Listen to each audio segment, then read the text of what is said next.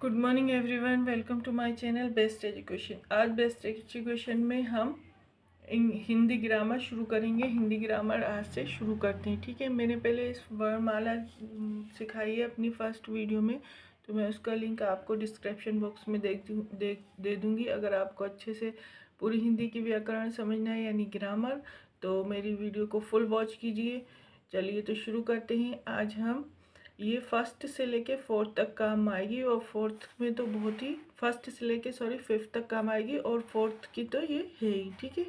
तो आज हम क्या सीखेंगे, फर्स्ट व्याकरण में क्या सीखेंगे हम, भाषा और व्याकरण। आज हम इसको समझेंगे अच्छे से, फिर हम इसकी एक्सरसाइज या इसकी एक्सरसाइज हम बाद में करेंगे, ठीक है। तो भाषा और व्याकरण का मतलब होता है, भाषा यानी लैंग्वेज एंड ग्रामर, और व्याकरण यानी ग्रामर। अब हम साधारण भाषा में समझें तो व्याकरण का मतलब होता है किसी भाषा को अच्छी तरह से समझना, उस कि वो कैसी है, क्या है, उसे कैसे लिखते हैं, उसको ही व्याकरण या ग्रामर कहते हैं। और लैंग्वेज यानी भाषा जो हम बोलते हैं। मैं ये पढ़ूंगी, आपके समझ में आ जाएगा अच्छे से। देखिए, रवि ने अपने सहपाठी से पूछा, अजय क्या तुम आज विद्यालय गए थे? अजय ने कहा, हाँ रवि, लेकिन तुम आज क्यों नहीं गए थे? रवि ने जवाब दिया, आज माँ की तबीयत ठीक नहीं थी, इसलिए मैं विद्यालय नहीं जा सका। माँ चीनू से बात कर रही है। माँ, चीनू, तुमने अभी तक अपना सामान नहीं समेटा, सारा सामान यहाँ वहाँ बिखरा पड़ा है। चीनू, अभी सारा सामान जगह पर रखता हूँ माँ। ऊपर लिखे देखिए, ऊपर लिखे वाक्यों में रवि, अजय, माँ व चीनू अपनी अपनी बात कर रहे हैं और दूसरों की बात सुनकर समझ रहे हैं, ठीक है, जो ऊपर वाक्य दिए हुए हैं। बच्चों, देखिए बच्चों, मनुष्य को अपने अधिकांश कार्यों के लिए दूसरों पर निर्भर रहना पड़ता है। अपने अधिकांश कार्य यानी अपने कामों के लिए दूसरों पर एक दूसरे की सहायता लेना पड़ती है, मदद लेना पड़ती है, निर्भर रहना पड़ता है। ये अपने सभी कार्य स्वयं नहीं कर सकता, इसके लिए उसे दूसरों तक अपनी बात अथवा विचार पहुंचाने पड़ते हैं। बात यानी टॉक, और विचार यानी थिंक, आइडियाज़ कुछ कह सकते हैं, ठीक है। और दूसरों के विचार जानने की आवश्यकता पड़ती है। दूसरों के आइडियाज़, विचार यानी आइडियाज़ भी कह सकते हैं। इसका साधन भाषा होती है। इन सब का साधन क्या होती है? भाषा यानी लैंग्वेज होती है। इस प्रकार स्पष्ट है, यानी इस प्रकार हम समझ सकते हैं कि भाषा वह साधन है जिसके द्वारा मनुष्य बोलकर अथवा लिखकर अपने विचारों या भाव प्रकट करता है, तथा दूसरे मनुष्य के विचारों तथा भावों को सुनकर या पढ़कर समझता है। यानी भाषा एक ऐसा साधन है जिसके द्वारा हम एक दूसरे के आइडियाज़ और जो उनके मन में, दिल में जो कुछ भी चल रहा है उसके बारे में हम समझ सकते हैं, ठीक है। उसके विचारों के भाव यानी इमोशन के बारे में, उसके विचारों यानी उसके आइडियाज़ के बारे में। जैसे ये ऊपर समझाया ना, रवि ने अपनी माँ से, अपनी सहपाठी से पूछा, अजय क्या तुम आज विद्यालय गए थे? जब उसने ये पूछा अपनी भाषा में, तभी उसने उसको वो समझा कि ये मुझसे क्या जानना चाह रहा है, और उसने अपना आंसर दिया, हाँ रवि, लेकिन तुम आज क्यों नहीं गए थे, ये सब अजय ने कहा, ठीक है। अब देखिए भाषा के रूप। भाषा के उक्त परिभाषा से स्पष्ट है कि हम दो प्रकार से अपने विचारों को प्रकट कर सकते हैं, एक तो बोलकर, एक लिखकर। देखिए, हम अपने विचार या आइडियाज़ एक तो बोलकर कह सकते हैं और एक दूसरा लिखकर कह सकते हैं। और एक और चीज़ होती है सांकेतिक भाषा, उसमें भी हम कह सकते हैं। आपने देखे होंगे समाचार आते हैं तो वो कुछ गूंगों बीरों के समाचार भी आते हैं, साइड में वो ऐसे ऐसे इशारा करके पूरे समाचार यानी न्यूज़ बताते हैं। वो गूंगों बहरों को दूरदर्शन पे आता था, तो हम संकेत द्वारा भी बता सकते हैं। लेकिन ये फोर्थ क्लास में सिर्फ अभी आपको सिर्फ इतना ही बताया है, बोलकर और लिखकर, ठीक है। भाषा को हम दो प्रकार से विचार प्रकट कर सकते हैं, एक बोलकर, एक लिखकर। बोलकर कैसे कर सकते हैं? देखिए, जैसे हम बोल रहे हैं, जैसे ये ऊपर बोल रहे थे ना रवि और अजय, ये अपने विचारों को आदान प्रदान कर रहे थे जिससे समझ में आया था। और लिखकर, जैसे हम लेटर लिखते हैं, प्रार्थना पत्र लिखते हैं, एप्लीकेशन लिखते हैं, ऐसे लिखकर भी हम अपने विचारों का आदान प्रदान कर सकते हैं। साथ ही दो प्रकार से दूसरों के विचार समझते हैं। समझते कैसे हैं हम? सुनकर और पढ़कर। जब हम किसी की बात सुनेंगे तो समझ जाएंगे किसी भी भाषा में, और पढ़कर तो पढ़कर। भाषाएं अलग अलग होती हैं, जैसे हिंदी है, इंग्लिश है, उर्दू है, अरबी है, ये सब भाषाएं होती हैं, तेलुगु है, ठीक है। तो ये सब अपनी अपनी भाषाएं बोलकर एक दूसरे को बता सकते हैं। इस प्रकार भाषा के दो रूप होते हैं। इस प्रकार भाषा के दो रूप होते हैं, एक मौखिक और एक लिखित। मौखिक यानी मुंह से बोलने वाला यानी वर्बली, लिखित यानी रिटर्न में लिखने वाला। ठीक है, चलिए अब हम आगे पढ़ते हैं।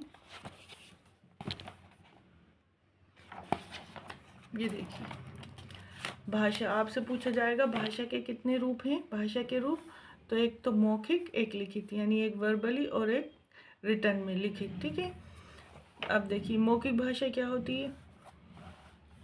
मौखिक भाषा ये भाषा का प्रथम व प्राचीनतम रूप है। जब हम बोलकर अपने विचार प्रकट करते हैं तथा दूसरों के विचारों को सुनकर समझते हैं तो वह भाषा मौखिक रूप कहलाता है। आ गए ना समझ में?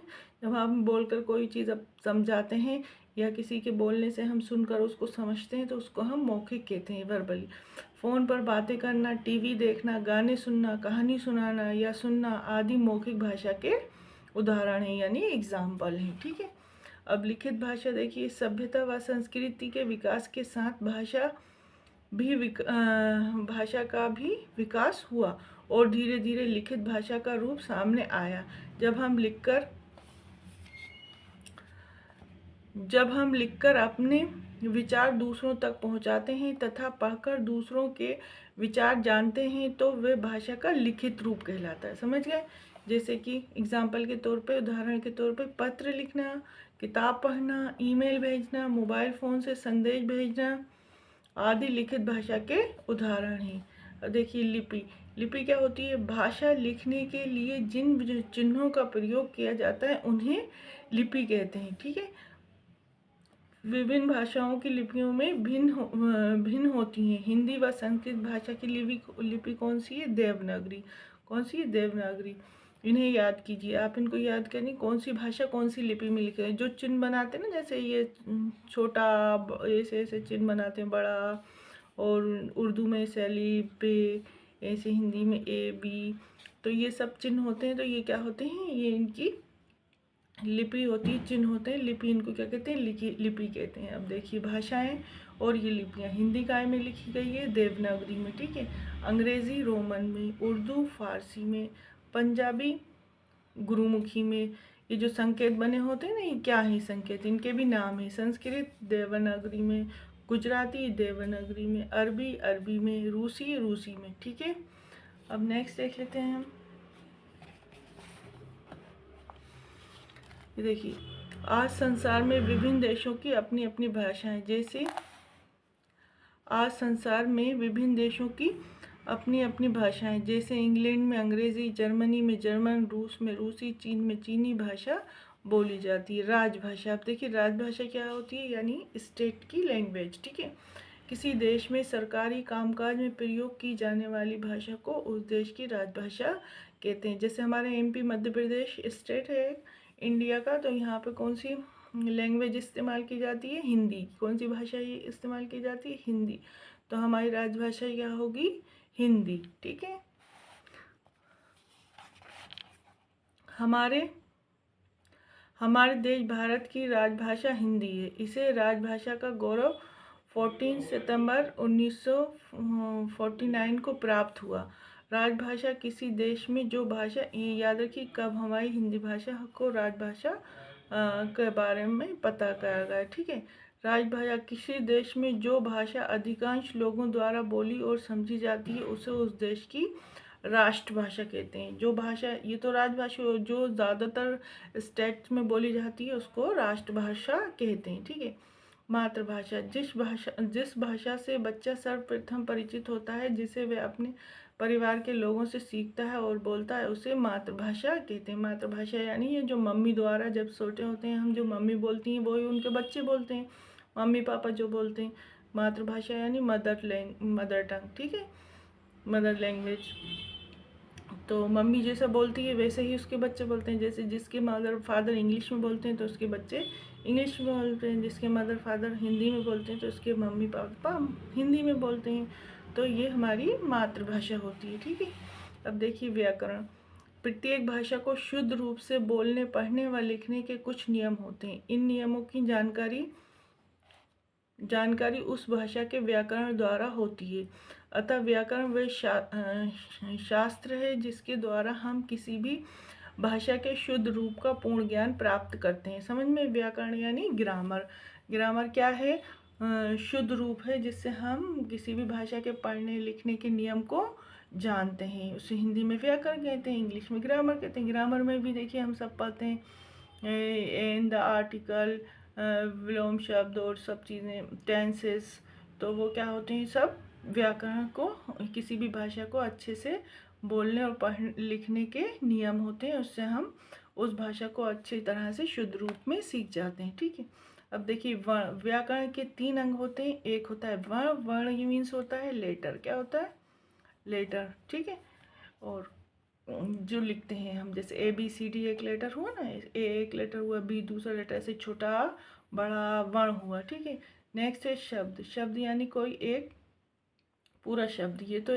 ये तो लेटर हुआ AB या छोटा आ बड़ा आ। ठीक है, ये क्या हुआ? लेटर हुआ। लेकिन शब्द क्या हुआ? जैसे हमने लिख दिया शब्द पूरा 2 वर्णों से मिला हुआ है, जो 2-3 वर्णों से मिलकर जो बनता है वो शब्द होता है। जैसे हमने लिख दिया यहाँ पर भाषा, भा और शा, तो भाषा ये पूरा क्या होगा? एक शब्द। या हमने लिख दिया लैंग्वेज, तो ये पूरा क्या हो जाएगा? एक शब्द। या कुछ भी लिख दिया, जैसे लिख दिया हमने कैट, तो ये पूरा क्या हुआ? एक शब्द। शब्द यानी वर्ड। और फिर वाक्य, इन शब्दों से मिलके क्या बन जाता है? एक वाक्य। जैसे बिल्ली दूध पी रही है, या तो पूरा एक वाक्य बन गया कि बिल्ली दूध पी रही है, तो वो एक वाक्य हो गया। यानी सबसे छोटी इकाई क्या होती है? लेटर, वर्ण, फिर शब्द, फिर वाक्य। वर्ण से क्या बनता है? शब्द बनता है, 2 वर्ण को मिला के, फिर शब्द से क्या बन जाता है? एक वाक्य। यानी लेटर, वर्ड एंड सेंटेंस। ठीक है, उम्मीद है आपको समझ में आ रहा होगा। अब देखिए यहाँ पे इन्होंने बताया भी है वर्ण। वर्ण क्या है? भाषा की सबसे छोटी इकाई है जिसके और खंड नहीं किए जा सकते, यानी उसको और नहीं तोड़ा जा सकता, वो वर्ण कहलाती है। जैसे छोटा, बड़ा, चा, झा, दा, रा, ई, पा आदि वर्ण है। ठीक है, अब शब्द, वर्णों का सार्थक समूह शब्द कहलाता है। सार्थक यानी जिसका कुछ अर्थ निकले। ठीक है, जैसे नैन, नैन यानी आँख, बाजार यानी मार्केट, मंदिर, ये क्या हुआ? एक शब्द हुआ। अब वाक्य, शब्दों के सार्थक समूह को वाक्य कहते हैं। यानी शब्दों का जो पूरा एक शब्दों का जो एक झुंड होगा, समूह होगा, ग्रुप होगा, उसका कोई अर्थ निकलेगा तो उसको हम सेंटेंस या वाक्य कहते हैं। जैसे पृथ्वी गोल है, हमें अपना कार्य स्वयं करना चाहिए, हमें अपना काम खुद करना चाहिए। ठीक है, सेल्फ। आगे देखते हैं, आगे क्या है? स्मरण रखने योग्य बिंदु। ठीक है, यानी ये आपको याद रखना चाहिए, रिमेम्बर। ठीक है, भाषा अपने विचारों को दूसरों तक पहुंचाने व दूसरों के विचारों को समझने का साधन है। कोई भी आपसे पूछे कि भाषा क्या है, या आपके पेपर में आ जाए भाषा क्या है, तो हम उसको बता सकते हैं कि भाषा विचारों को दूसरों तक पहुंचाने व दूसरों के विचारों को समझने का साधन है। भाषा के 2 रूप होते हैं, एक मौखिक, एक लिखित। ठीक है, भाषा को लिखने के लिए प्रयोग किए जाने वाले चिन्हों को लिपि कहते हैं। ठीक है, व्याकरण के 3 अंग होते हैं, वर्ण, शब्द, वाक्य। और हिंदी को 14 सितंबर 1949 को राजभाषा घोषित किया गया। अब ये है अभ्यास। निम्नलिखित प्रश्नों के उत्तर दीजिए मौखिक। ये अब मैं आपको कल कराऊंगी, ये पूरे इसके अभ्यास हैं, तो आप ये अच्छे से इसकी सेटिंग कर, इसके अच्छे से आप लर्न करना, समझना, पढ़ना। तो अगर आप अच्छे से समझ लेंगे, पढ़ लेंगे, तो हम ये अभ्यास यानी एक्सरसाइज पूरी आराम से कर लेंगे। तो ये मैं कल कराऊंगी। ठीक है, आज के लिए बस इतना ही। अगर आपको मेरी वीडियो समझ, ये मेरा फर्स्ट पार्ट है, इसका सेकंड पार्ट में ही नेक्स्ट वीडियो में डालूंगी। तो अगर आपको मेरी वीडियो अच्छी लग रही है तो प्लीज़ लाइक, शेयर, सब्सक्राइब करिए, प्रेस बेल आइकन, ताकि मेरा नोटिफिकेशन आपको आगे का मिलते जाए। आज के लिए बस इतना ही। बाय बाय, फिर मिलेंगे। अल्लाह हाफिज़।